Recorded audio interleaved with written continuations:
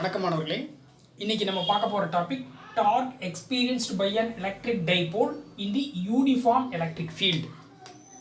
இதில் நம்ம டார்க் கண்டுபிடிக்கணும். எது மேலே ஆக்ட் பண்ண போகிற டார்க் அப்படின்னா எலக்ட்ரிக் டைபோல் மேலே ஆக்ட் பண்ண போகிற டார்க். இந்த டைபோலை எங்கே பிளேஸ் பண்ண போகிறீங்க அப்படின்னா யூனிஃபார்ம் எலக்ட்ரிக் ஃபீல்டில் நம்ம பிளேஸ் பண்ண போகிறோம். ஃபஸ்ட்டு யூனிஃபார்ம் எலக்ட்ரிக் ஃபீல்டு அப்படின்னா என்னென்னா, ஒரு எலக்ட்ரிக் ஃபீல்டை நீங்கள் எடுத்து பார்க்கும்போது அதோட மேக்னிடியூடும் டைரக்ஷனும் எல்லா இடத்துலையும் ஒரே மாதிரி இருந்துச்சுன்னா அது யூனிஃபார்ம் எலக்ட்ரிக் ஃபீல்டு அப்படின்னு நம்ம சொல்லலாம். இப்போ நம்ம ஒரு யூனிஃபார்ம் எலக்ட்ரிக் ஃபீல்டை இங்கே நம்ம கன்சிடர் பண்ணியிருக்கோம் இல்லையா, இ வெக்டர். இப்போ இதில் ஒரு டைபோலை பிளேஸ் பண்ண சொல்கிறாங்க. அப்போது இதில் ஒரு டைபோலை இந்த இடத்துல நம்ம வச்சுருக்கோம். இப்போ இது ஒரு பாயிண்ட் ஏ, இந்த பாயிண்டில் -q அப்படிங்கிற சார்ஜ் இருக்கிறதா கன்சிடர் பண்ணிக்கலாம். அடுத்தது இது ஒரு பாயிண்ட் பி, இந்த பாயிண்டில் +q அப்படிங்கிற சார்ஜ் இருக்கு. So +q. இப்போ இது தீட்டா அப்படிங்கிற ஆங்கிளில் எலக்ட்ரிக் ஃபீல்டோட அலைன் ஆயிருக்கு. இப்போ இது மேலே இது ஒவ்வொரு சார்ஜும் என்ன ஃபோர்ஸை எக்ஸ்பீரியன்ஸ் பண்ணும், நீங்கள் எலக்ட்ரிக் ஃபீல்டில் வச்ச உடனே இது என்ன ஃபோர்ஸை எக்ஸ்பீரியன்ஸ் பண்ணும் அப்படின்னு பார்த்தீங்கன்னா, ஆல்ரெடி எலக்ட்ரிக் ஃபீல்டு நம்ம டெஃபினேஷன் நம்ம ஒன்று பார்த்துருக்கோம். என்னன்னு சொல்கிறோம், E vector electric field equal to amount of force experienced by unit charge. அப்போ இதில் ஒரு சிங்கிள் சார்ஜ் ஒரு எலக்ட்ரிக் ஃபீல்டில் பிளேஸ் பண்ணிங்கன்னா அது எக்ஸ்பீரியன்ஸ் பண்ணுற ஃபோர்ஸை நம்ம இதை வச்சே சொல்லிடலாம். என்னவா இருக்கும், F vector equal to cross multiplication பண்ணிங்கன்னா Q into E vector அப்படின்னு சொல்லலாம். இப்போ ஏதாவது ஒரு சார்ஜ் இருந்ததுன்னா அது எக்ஸ்பீரியன்ஸ் பண்ணுற force Q into E vector. இங்கே ரெண்டு சார்ஜ் இருக்குது, ஏன்னா டைபோல்னு நம்ம சொல்கிறோம். ஆல்ரெடி நமக்கு டெஃபினேஷன் தெரியும் டைபோலுக்கு. அப்போ இந்த +q சார்ஜ் மேலே என்ன ஃபோர்ஸ் இருக்கும் அப்படின்னு பார்த்தீங்கன்னா இல்லையா, +q அப்படிங்கிற சார்ஜ் மேலே ஆக்ட் பண்ணுற ஃபோர்ஸ் என்னவா இருக்கும், F vector equal to QE vector அப்படின்னு நம்ம எழுதலாம். இது என்ன டைரக்ஷனில் இருக்கும் அப்படின்னு பார்த்தீங்கன்னா, இது எலக்ட்ரிக் ஃபீல்டோட டைரக்ஷன்லேயே அதோட ஃபோர்ஸ் இருக்கும் அப்படிங்கிறோம். ஏன் அப்படின்னா இங்கே ஒரு பாசிட்டிவ் சார்ஜ் சோர்ஸும் இந்த இடத்துல ஒரு நெகட்டிவ் சார்ஜ் சோர்ஸும் இருந்ததுனா தான் எலக்ட்ரிக் ஃபீல்டு லைன்ஸ் இந்த மாதிரி டைரக்ஷனில் இருந்திருக்கும். அப்போ இது பாசிட்டிவ் சார்ஜாக இருக்கிறதுனால நெகட்டிவ் சோர்ஸ் தான் அதை அட்ராக்ட் பண்ண முடியும். அப்போ டைரக்ஷன் அப்படி தான் இருக்கும். அதே போல் இது நெகட்டிவ் சார்ஜ், இப்போ பாசிட்டிவ் சோர்ஸ் இங்கே இருக்கும், ஒரு பாசிட்டிவ் பிளேட்டுன்னு வச்சுக்கோங்க. அப்போ கண்டிப்பாக ஃபோர்ஸ் டுவர்ட்ஸ் தி பிளேட் தான் இருக்கும். இப்போ இது எக்ஸ்பீரியன்ஸ் பண்ணுற ஃபோர்ஸை நீங்கள் என்ன எழுதலாம், F vector equal to -QE vector அப்படின்னு எழுதலாம். அப்போ பாசிட்டிவ் சார்ஜ் எக்ஸ்பீரியன்ஸ் பண்ணுற ஃபோர்ஸ் நம்ம என்னன்னு சொல்லியிருக்கோம் இந்த இடத்துல +QE vector. Negative charge experience பண்ணுற ஃபோர்ஸ் என்னன்னு சொல்கிறோம், -QE vector. இப்போ total force experienced by the dipole என்னன்னு பாருங்க இல்லையா. அப்போ டோட்டல் ஃபோர்ஸ் கண்டுபிடிக்கிறதுக்கு F vector equal to positive charge மேலே ஃபோர்ஸ் என்னன்னு சொல்லியிருக்கீங்க +QE vector. and negative charge experience பண்ணுற ஃபோர்ஸ் என்னன்னு சொல்கிறோம் -QE vector. அப்போ total force acting on the dipole என்னவா இருக்கும்னு பார்த்தீங்கன்னா that is equal to 0 இல்லையா. அப்போ total force experienced by the dipole which is placed in the uniform electric field will be 0. அப்போ ஃபோர்ஸ் இல்லை வேற ஏதாவது கேரக்டர் மேலே ஆக்ட் பண்ணுமா அப்படின்னா இங்கே மேலே டார்க் ஆக்ட் பண்ணுதுன்னு சொல்கிறோம். டார்க் அப்படிங்கிறதுக்கான டெஃபினேஷன் நம்ம ஆல்ரெடி படிச்சிருக்கோம். டார்க்குங்கிறத இப்போ ஃபார் எக்ஸாம்பிள் நம்ம ஒரு பென் கேப்பை ஓப்பன் பண்ணுறதை இங்கே கன்சிடர் பண்ணலாம்.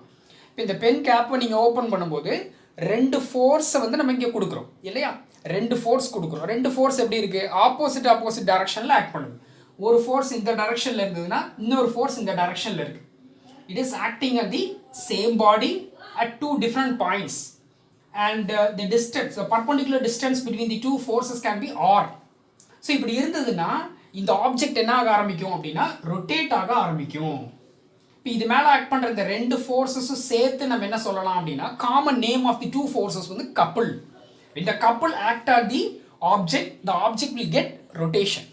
அப்போது ரொட்டேட்டிங் ஃபோர்ஸ் இது மேலே ஆக்ட் ஆகுது. அப்போ கப்புள் ஆக்ட் பண்ணும்போது அந்த ரொட்டேட்டிங் ஃபோர்ஸை நம்ம என்னன்னு சொல்கிறோம், டார்க் அப்படின்னு நம்ம சொல்கிறோம் இல்லையா, டார்க். ஓகே, ஸோ அப்போ இங்கே டார்க் ஆக்ட் ஆகும். ஏன்னா அந்த கேஸுக்கு கரெக்டாக இது மேட்ச் ஆகுது. ரெண்டு ஃபோர்ஸஸ் இருக்குது அண்ட் டூ டிஃப்ரெண்ட் பாயிண்ட்ஸில் ஆக்ட் பண்ணுது. 2 different directionsல இருக்கு. magnitude வந்து பாத்தீங்கன்னா ஈக்குவலா இருக்கு, direction opposite இருக்கு. so a torque will be experienced by the dipole அப்படி நம்ம சொல்றோம். rotation force வந்து அங்க ஆக்ட் ஆகும். டார்க் அப்போ ஃபார்முலா நீங்க எழுதிக்கோங்க. டார்க்கோட formula tau vector equal to r vector cross f vector எல்லாம் ஞாபகம் வச்சுக்கோங்க. இது கிராஸ் ப்ராடக்ட்ல இருக்கு. நமக்கு ஆல்ரெடி கிராஸ் ப்ராடக்ட்ல ஃபார்முலா தெரியும். a vector cross b vector equal to modulus of a vector modulus of b vector sin theta into n cap அப்படின்னு எடுத்துக்கலாம். n capங்கிறது அதோட டைரக்ஷன் இல்லையா? சரி, இப்போ நம்ம கேஸ்ல இங்க அதே போல டார்க்கோட வேல்யூ கண்டுபிடிக்கணும். ஃபர்ஸ்ட் நீங்க ஒவ்வொரு சார்ஜுக்கும் தனித்தனியா இங்க வந்து நம்ம சொல்ல போறோம். அப்போ first tau vector equal to இதுல வந்து பாத்தீங்கன்னா ஃபர்ஸ்ட் இந்த -q அப்படிங்கிற சார்ஜுக்கு டார்க் என்ன அப்படின்னு நம்ம எழுதணும். இங்க நம்ம ஃபார்முலா என்ன சொல்லியிருக்கோம்? பொசிஷன் வெக்டர் எழுதணும் இல்லையா? பொசிஷன் வெக்டர்ங்கிறது இதுல mid point of the dipole எப்பவுமே நம்ம என்ன எடுப்போம்? O. And mid point of the டைபோல்ல இருந்து சார்ஜ் வரைக்கும் இருக்க டிஸ்டன்ஸை நான் A அப்படின்னு கன்சிடர் பண்றேன். அதே போல மிட் பாயிண்ட் ஆஃப் டைபோல்ல இருந்து பாசிட்டிவ் சார்ஜ் வரைக்கும் இருக்க டிஸ்டன்ஸும் A தான். ஃபர்ஸ்ட் இந்த O ல இருந்து A வரைக்கும் இருக்கக்கூடிய அந்த டிஸ்டன்ஸ் அதான் பொசிஷன் வெக்டர். இப்போ மாடுலஸ் OA வெக்டர் கிராஸ் அடுத்தது அது மேல எக்ஸ்பீரியன்ஸ் பண்ற ஃபோர்ஸ் என்ன நம்ம எழுதி இருக்கோம்? Modulus of QE vector. அடுத்தது நெக்ஸ்ட் வந்து பாசிட்டிவ் சார்ஜுக்கு அதே போல எழுதுங்க பிளஸ். இதுக்கு எழுதும்போது என்ன எழுதுவீங்க? இவருக்கு பொசிஷன் வெக்டர் என்ன? That is modulus of OB இல்லையா? OB வெக்டர் கிராஸ் அதே போல எக்ஸ்பீரியன்ஸ் பண்ற ஃபோர்ஸ் என்ன எழுதுவீங்க? பிளஸ் QE வெக்டர் இல்லையா? சரி, இப்போ இந்த வெக்டர் ஃபார்ம்ல எழுதிருக்கீங்க. ஸ்கேலரா மாத்துங்க. tau ஈக்குவல் டு இப்போ ஸ்கேலார் ஃபார்முக்கு வரும்போது தீட்டா நம்ம இன்க்ளூட் பண்ணுவோம். இப்போ sin தீட்டா அங்க இன்க்ளூட் ஆகும். OA வெக்டர்ங்கிறது என்ன? OA A.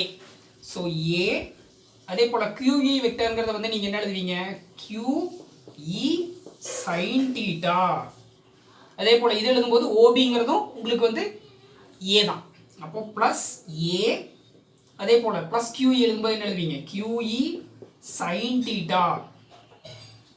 சரி, இப்போ இதுல ரெண்டையும் ஆட் பண்ணிக்கோங்க. இப்போ என்ன ஆன்சர் கிடைக்கும்? 2A QE sin தீட்டா இல்லையா? டவுவோட வேல்யூ கண்டுபிடிச்சிருக்கீங்க. இதுல ஆல்ரெடி நமக்கு தெரிஞ்ச ஒரு கேரக்டர்ஸ் எல்லாம் இருக்கு. என்ன? டைபோல் மொமெண்டோட formula P equal to Q into 2A அப்படின்னு நம்ம எழுதுவோமா? சரி, அப்போ இந்த ஃபார்முலாவை இந்த இடத்துல யூஸ் பண்ணிக்கோங்க.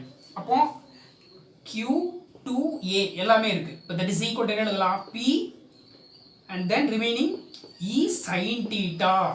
அப்போ torque experienced by the dipole will be PE sin theta. இப்போ நீங்க எழுதியிருக்கிறது வந்து ஸ்கேலார் ஃபார்ம்ல எழுதியிருக்கீங்க. இதை வெக்டார் ஃபார்முக்கு எழுதுனீங்கன்னா tau vector equal to P vector cross E vector அப்படின்னு எழுதலாம். இது வெக்டார் ஃபார்ம்ல எழுதிட்டோம். ஓகே, இப்போ டைபோல் வந்து ஒரு குறிப்பிட்ட ஆங்கிளில் அலைன் ஆயிருந்துச்சுன்னா இந்த ஃபார்முலாவை யூஸ் பண்ணி இது மேலே எவ்வளோ ஃபோர்ஸ் இருக்கு, என்ன டார்க்குங்கிறத நம்ம கண்டுபிடிச்சிடலாம். அப்போ ஒரு யூனிஃபார்ம் ஃபீல்டில் இல்லையா? ஸ்பெஷல் கேசஸாக நம்ம இப்போ பார்க்க போகிறோம். ஸ்பெஷல் கேசஸ் இதில் ஃபஸ்ட்டு யூனிஃபார்ம்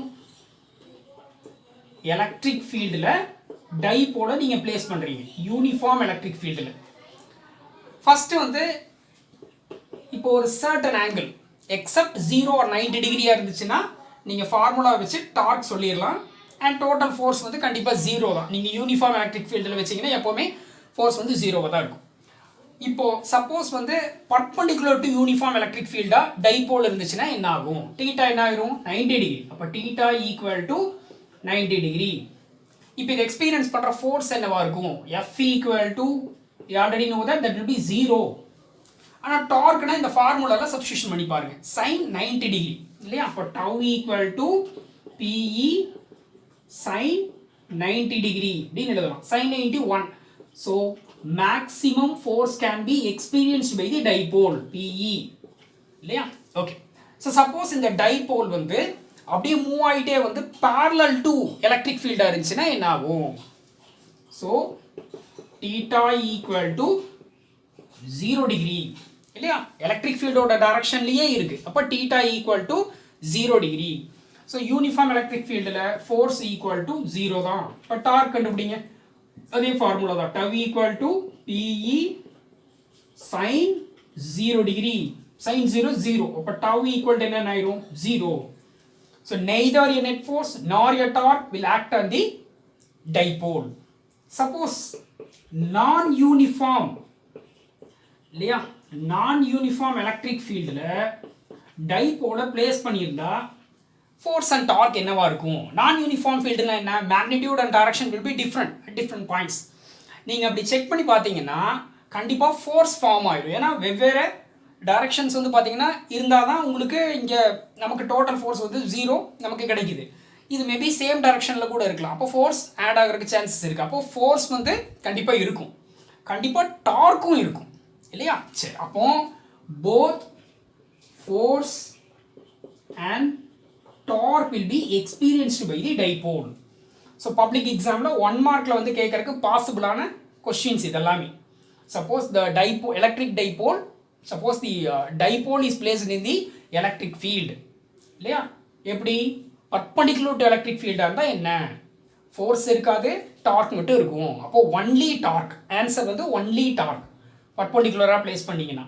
அதே டைப்போல parallel to electric field வச்சிங்கன்னா θ 0 டிகிரி, அப்போ என்ன இருக்காது? ஃபோர்ஸும் இருக்காது, டார்க் இருக்காது. neither a net force nor a torque. non-uniform electric field வச்சிங்கன்னா என்ன இருக்கும்? both force and torque will be experienced by the dipole அப்படின்னு நம்ம சொல்கிறோம். So public exam point of வியூவில் ரொம்ப முக்கியமான கொஸ்டின், கண்டிப்பாக பார்க்க வேண்டிய ஒரு கொஸ்டின். Thank you students.